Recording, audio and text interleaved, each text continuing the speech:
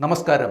ഹൈദരാബാദിലുണ്ടായ വൻ തീപിടുത്തത്തിൽ 17 പേർക്കാണ് ദാരുണാന്ത്യം സംഭവിച്ചിരിക്കുന്നത്. ഹൈദരാബാദിലെ ചാർമിനാറിനടുത്തുള്ള ഗുൽസാർ ഹൗസിലെ കെട്ടിടത്തിലാണ് തീപിടുത്തം ഉണ്ടായത്. ഇന്ന് രാവിലെ 6 മണിയോടെയാണ് തീപിടുത്തം ഉണ്ടായത്. അപകടത്തിൽ 15 പേർക്ക് പരിക്കേൽക്കുകയും ചെയ്തിട്ടുണ്ട്. ഇവരിൽ 7 പേരുടെ നില ഗുരുതരമാണ് എന്നാണ് അധികൃതർ നൽകുന്ന വിവരം. ഷോർട്ട് സർക്യൂട്ടാണ് തീപിടുത്തമുണ്ടാകാൻ കാരണമെന്നാണ് നിഗമനം. പൊള്ളലേറ്റും പുക ശ്വസിച്ചുമാണ് ഭൂരിഭാഗം ആളുകളും മരിച്ചത് എന്നാണ് പ്രാഥമികമായ വിവരം.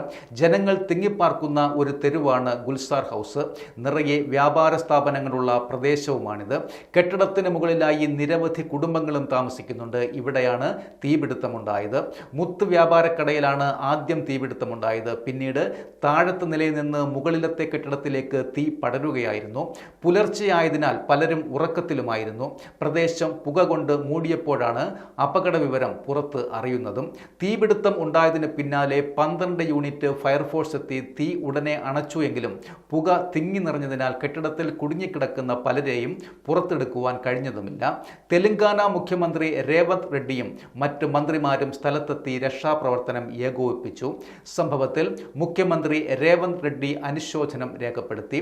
മരിച്ചവരുടെ കുടുംബങ്ങൾക്ക് 2 ലക്ഷം രൂപ ധനസഹായം നൽകുമെന്നും അധികൃതർ വ്യക്തമാക്കിയിട്ടുണ്ട്.